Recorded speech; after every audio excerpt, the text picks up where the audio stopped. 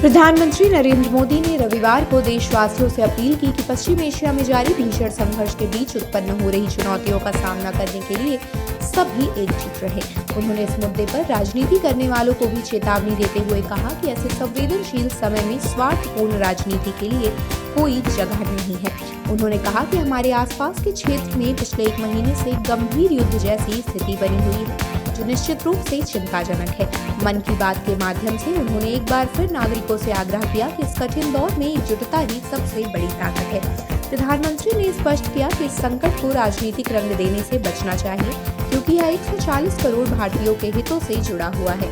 उन्होंने लोगों से अपील की कि केवल सरकार द्वारा दी जा रही आधिकारिक और लगातार जानकारी पर ही भरोसा करें और उसी के आधार पर निर्णय लें। उन्होंने भरोसा जताया कि जैसे देशवासियों ने पहले भी कई मुश्किलों का डटकर सामना किया है, वैसे ही इस बार भी सभी मिलकर इस चुनौती से पार पा लेंगे।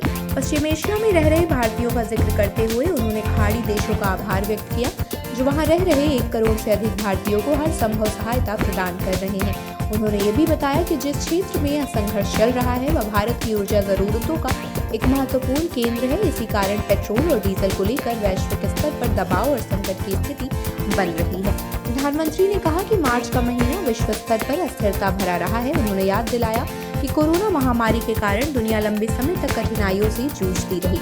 सभी को उम्मीद थी कि उस संकट के बाद विश्व तेजी से विकास की दिशा में आगे बढ़ेगा, लेकिन इसके विपरीत विभिन्न क्षेत्रों में लगातार युद्ध और तनाव की स्थितियां सामने आ रही हैं। इसके अलावा उन्होंने ज्ञान भारतम सर्वे का भी उल्लेख किया, जिसका उद्देश्य देश भर में मौजूद पांडुलिपियों से संबंधित जानकारी एकत्रित करना है।